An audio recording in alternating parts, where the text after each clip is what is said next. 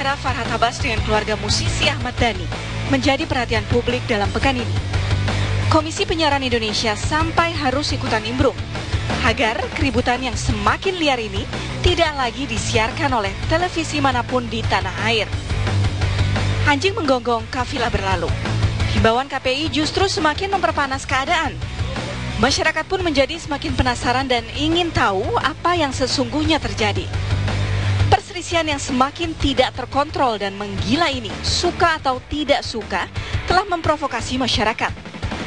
Kewarasan dan nalar penonton telah digiring ke titik terendah. Kedewasaan masyarakat dalam melihat persoalan benar-benar telah dipermainkan oleh manusia-manusia pesohor itu.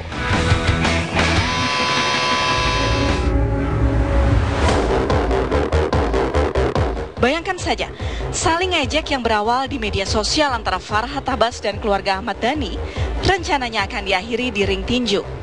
Handai adu jotos itu sampai terjadi, mereka telah menodai dan mengotori sebuah arena yang hanya diperuntukkan bagi para petarung sejati. Mereka yang berjibaku untuk sebuah kehormatan tanpa didasari rasa benci. Sementara rencana pertarungan antara Farhad Abbas dan Ahmad Jalaluddin Rumi alias El jauh sekali dari unsur-unsur sportivitas yang mengedepankan rasa hormat kepada lawan. Mereka tak lebih dari orang-orang pandir yang hanya menuruti hawa nafsunya saja. Jadi, kalau banyak sekali masyarakat yang mengecam sensasi yang telah dibuat Farhad Abbas dan keluarga Ahmad Dhani dalam berseteru, rasanya wajar-wajar saja. Karena sesungguhnya masyarakat membenci perseteruan itu, namun tidak bisa melepaskan pandangan mata dari pemberitaan yang begitu gencar di televisi. Ini sekaligus membuktikan sensasi tidak akan pernah mengganggu kewarasan masyarakat negeri ini, yang selalu bisa menilai itu hanya sebuah kegilaan sesaat.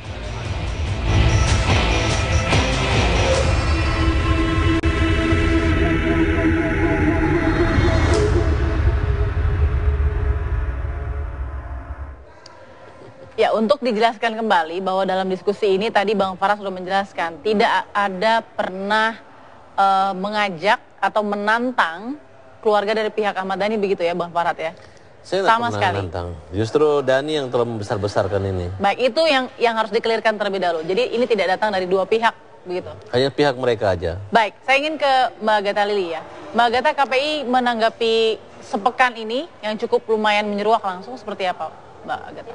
Mbak, Komisi Penyiaran Indonesia telah melayangkan surat kepada 8 lembaga penyiaran, yaitu stasiun TV yang menyiarkan program infotainment terkait kasus konflik antara anak Ahmad Dhani dengan Farhad Abbas. Ini dikarenakan kami menilai dan mengkaji ada banyak pelanggaran terhadap pasal Undang-Undang Penyiaran dan juga pedoman perilaku penyiaran dan standar program siaran. Bisa saya sampaikan juga pasal-pasal yang dilanggar antara lain adalah pengabaian terhadap perlindungan anak dan remaja. Kemudian anak dijadikan narasumber. Kita tahu bahwa Al ini adalah usianya 14 dan 16 tahun, ya Pak, di bawah 18 tahun. Kemudian ditanya tentang berbagai hal yang di luar kapasitas mereka, termasuk konflik keluarga. Dan kemudian presenternya juga di program infotainment kami menilai telah menggiring semakin meluasnya konflik. Atau jadi ada 8 yang sudah diberikan 8 stasiun TV. Gitu ya? Betul. Nah, apa paling tidak yang KPI evaluasi sejauh ini tuh bagaimana nih bisa kemudian menjadi snowball begitu, bola salju lama-lama semakin besar dan semakin seru begitu. Jadi di awal-awal pemberitaan ini kami juga mengamati betul, tapi kemudian beberapa pekan terakhir, beberapa hari terakhir, kemudian konflik yang terjadi semakin meruncing. Kami melihat bahwa media tidak berusaha untuk meredam konflik, justru malah memperuncing dan membuat pihak-pihak yang berkonflik menjadi semakin panas atau terprovokasi. Dan ini tidak bisa dibiarkan. KPI menilai bahwa konflik yang terjadi antar orang dewasa saja di media yang menggunakan ruang publik tidak pantas disiarkan, apalagi antara orang tua dengan anak-anak. Sanksi langsung selain teguran apa Mbak Lili yang diberikan? Kami saat ini berikan sanksi berupa teguran, tetapi jika masih terjadi lagi kita akan meningkatkan sanksi yang lebih berat, yaitu penghentian sementara program yang kami menilai melanggar, kemudian juga pembatasan durasi. Seperti itu. Baik, tapi dari yang kita bicarakan sejauh ini, Bang Farhad sudah mengatakan bahwa clear, tidak ada tantangan dari pihak Farhad Abbas. Perlu kami jelaskan juga Mbak bahwa Komisi Penyiaran Indonesia tidak masuk atau tidak berwenang untuk menilai kepada orang-orang yang berkonflik, tetapi kepada lembaga penyiarannya. Karena apa yang disiarkan oleh stasiun TV adalah menjadi tanggung jawab lembaga penyiaran dan sanksi itu pada lembaga penyiarannya. Baik, Mbak Lili, terima kasih. Pak Aris, tadi dikatakan oleh Bang Hotman ini Komnas Anak kelamaan. Kelamaan apanya nih maksudnya Bang Hotman? Ya, kelamaan nongol Bapak ini, gitu loh. Kan itu jelas di pasal 182 KUH Pidana, barang siapa menantang duel itu 9 bulan penjara, apalagi di Undang-Undang Perlindungan Anak 15 tahun penjara ya.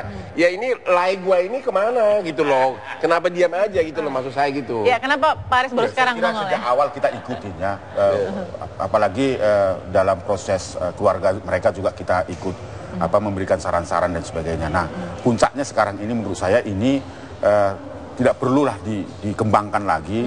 Tadi Bung Farhad katakan bahwa itu sepihak dan sebagainya. Oleh karena itu, mulai malam ini apapun tayangannya itu harus kita hentikan karena itu bukan tontonan, itu adalah kekerasan. Lalu itu dapat berpengaruh kepada jutaan anak-anak remaja kita. Apalagi misalnya L ini adalah sebagian remaja kita mengidolakan beliau, dan saya kira ini harus dihentikan gitu. Kalau diterusin berani nggak bikin laporan polisi?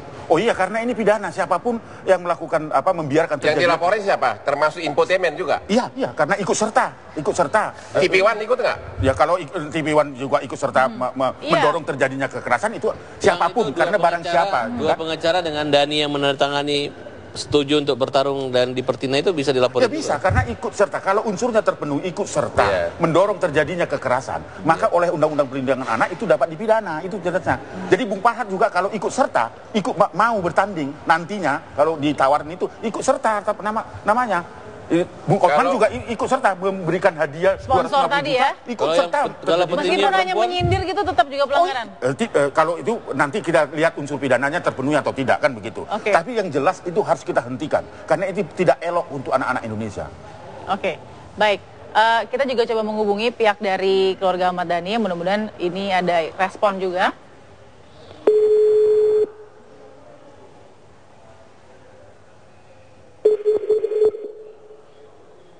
Ya. Baik, sambil menunggu, saya ingin tanya juga nih ke Mbak Regina dan juga Mas Farhad. Ada tidak keinginan untuk berbicara langsung untuk kemudian berdamai begitu? Kalau untuk berdamai, kami sudah tidak ada masalah apa-apa lagi. Terutama saya juga sudah menemui dari pihak ibunda mereka ya, Maya, dan dari pihak ibunda juga sangat menyesali perbuatan mereka dan meminta maaf ya, khususnya kepada Mas Farhad Abbas juga dengan anak-anak ini tidak diperpanjang dan sudah clear. Bang Farhad sendiri masih memperpanjang atau sampai di sini? Ya, saya lihat tayangan tadi pagi, kemudian utusan saya sudah saya kirim juga. Maya minta maaf ya, dan minta semua dewasa menyikapi ini. Karena ini memang karakternya bukan karakter Maya tapi karakter Dani.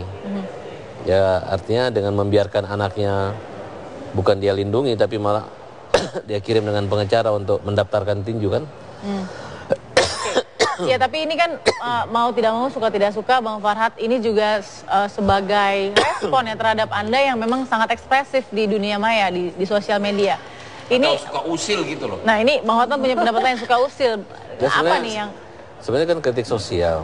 Kayak Ariel dengan Luna Maya dulu kita protes kan. Kritik sosial gitu ya. Sampai masuk penjara juga. Saya pikir nggak ada yang bilang saya usil atau yang jelas saya ingin bangsa ini baik dan benar. Saya ingin diluruskan aja. Kalau menyangkut nyawa kemanusiaan itu hati-hati. Karena public figure itu melakukan kesalahan dengan bawa mobil tidak ada SIM di jalan tol terbang mati itu menurut saya jangan sampai terulang lagi. Tapi mohon maaf saya ingin ke Pak Aris. Ini cara yang dilakukan Bang Farhad. Ya mau tidak mau ada rasa kebencian di sana meskipun kritik sosialnya dari sosial media dan anak-anak ini penggunanya cukup besar di sosial media.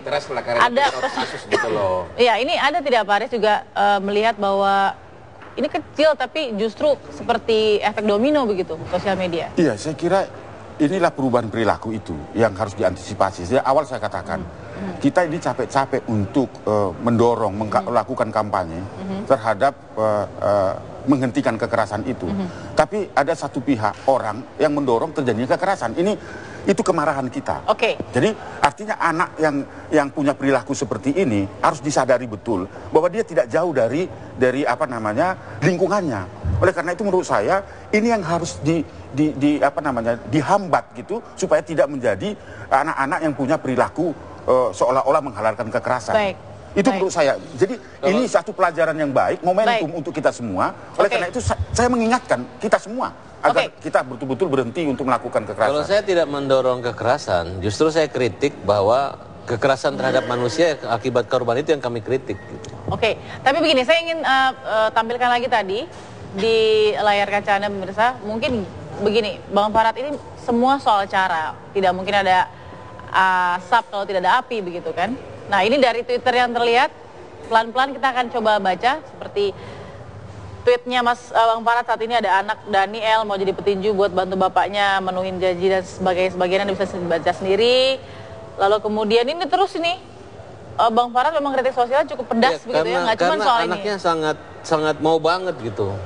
Dia expose di televisi, ayo tanding tinju kalau ketakut gitu. Nah, makanya karena bapaknya ngaku bangkrut, apakah ini motivasi daripada anak-anak ini ingin membantu bapaknya, digunakan bapaknya ya eksploitasi terhadap anak untuk mencari penghasilan tambahan akibat pernyataan bangkrut oleh Dani itu. Baik. Itu pikiran saya gitu. Baik, saya ingin ke Mbak Lili. Mbak Lili, parameter apa yang kemarin sudah Mbak Lili sedikit kumpulkan bahwa ada beberapa dari stasiun TV yang cukup berbahaya nih, apalagi juga cukup memancing mungkin emosi dari anak-anak yang di bawah umur ini? Tentu KPI punya parameter yang jelas ya Mbak. Kami punya aturan pedoman perilaku penyiaran dan standar program siaran. Itu adalah aturan yang dikeluarkan KPI, apa yang boleh dan tidak boleh, layak dan tidak layak untuk diproduksi dan disiarkan TV.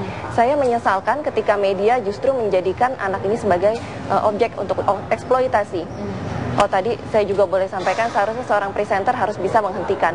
Termasuk di program ini kita juga sudahlah jangan membuka lagi atau kemudian jadi memprovokasi untuk terjadinya konflik yang semakin meluas. Karena saya khawatir penonton ini bukan hanya orang dewasa saja Mbak, ada anak dan remaja dan mereka lah yang paling rentan ketika mereka menonton, tidak punya daya untuk menyeleksi apa yang filter apa yang ditonton dan dilihat atau didengarnya, ini akan berbahaya, justru mereka menjadi meniru dan media berperan untuk telah menyebarkan kebencian, rasa dendam dan sebagainya. Jadi mudah-mudahan dari sini bisa didengarkan juga oleh seluruhnya bahwa KPI sudah memberikan teguran, ini juga bukan sekedar teguran tapi bisa berlanjut ke teguran sanksi berat. Betul, begitu sanksi ya. Yang lebih berat jika lembaga penyiaran tidak mengindahkan sanksi yang diberikan oleh KPI. Baik, cukup serius. Ini kita akan lanjutkan lagi. Apa kabar Indonesia Malam sesaat lagi.